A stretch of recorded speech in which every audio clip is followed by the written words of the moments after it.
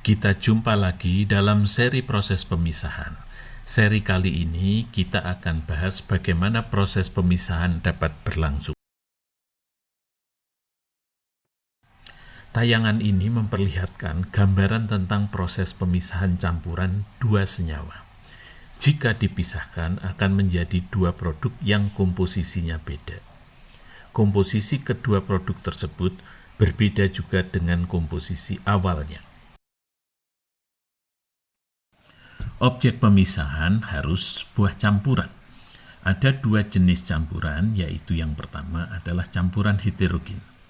Misalnya campuran pasir dan garam, di mana kedua senyawa masih memiliki sifat-sifat aslinya.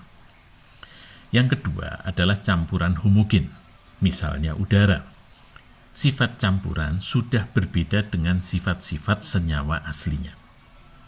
Selanjutnya, proses pemisahan hanya akan membahas tentang pemisahan campuran homogen.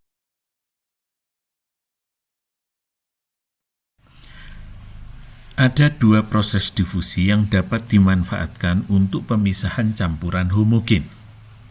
Pertama adalah difusi antar fasa.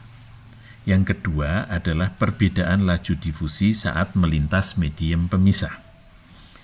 Oleh sebab itu, cara yang demikian disebut proses pemisahan difusional. Jika suatu campuran dibuat menjadi dua fasa, yaitu dengan cara adanya separating agent, maka komponen-komponen dalam senyawa akan berdifusi sampai keadaan setimbang. Setelah setimbang, komposisi di masing-masing fasa berbeda. Jika dipisahkan, akan didapat dua campuran yang komposisinya beda.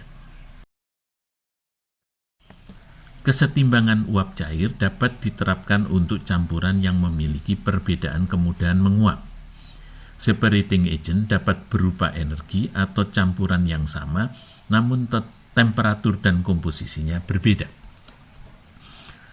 Komponen yang mudah menguap akan lebih banyak di fasa uap, sedangkan yang sukar menguap lebih banyak tinggal di fasa cair. Proses distilasi menggunakan prinsip ini. Gas G mengandung pengotor S, yang dua-duanya sulit mencair. S dapat dipisahkan dari gas G dengan cara penambahan separating agent berupa larutan penyerap. Maka gas S akan berdifusi ke cairan penyerap dan larut ke dalamnya. Proses absorpsi gas memanfaatkan prinsip ini. Larutan L yang mengandung solut S dapat dipisahkan dengan penambahan cairan penyerap P. Antara cairan L dan P tidak saling larut, dan S lebih suka melarut di cairan P. Prinsip ini diterapkan dalam proses ekstraksi cair-cair. Kunci dari ketiga contoh di atas adalah komposisi kesetimbangan. Kesetimbangan merupakan sifat alamiah. Komposisinya tergantung pada tekanan dan temperatur. Komposisi kesetimbangan dapat diperoleh dari hasil eksperimen atau diramal. Faktor yang menentukan prinsip pemisahan ini adalah kondisi kesetimbangan dan konfigurasi prosesnya. Prinsip perbedaan laju difusi diterapkan dalam pemisahan dengan membran. Sebagai contoh, campuran 50% A 50% B mengalir di sisi kiri medium pemisah. Jika campuran tersebut dipaksa mengalir ke kanan, melintas medium pemisah, dan dalam medium pemisah, laju difusi A lebih besar daripada laju difusi B, maka di sebelah kanan kita akan mendapatkan campuran A dengan konsentrasi A yang lebih tinggi. Sehingga kita memperoleh dua campuran yang berbeda konsentrasinya, yaitu yang di sebelah kanan dan yang di sebelah kiri.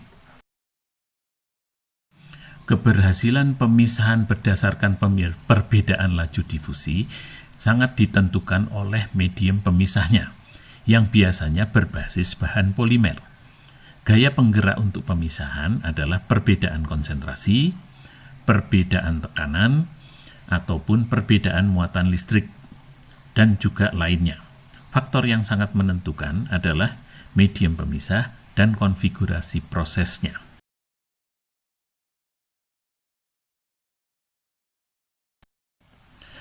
Bahasan proses pemisahan pada sesi-sesi selanjutnya adalah proses distilasi, proses absorpsi, proses ekstraksi, dan proses pemisahan dengan membran.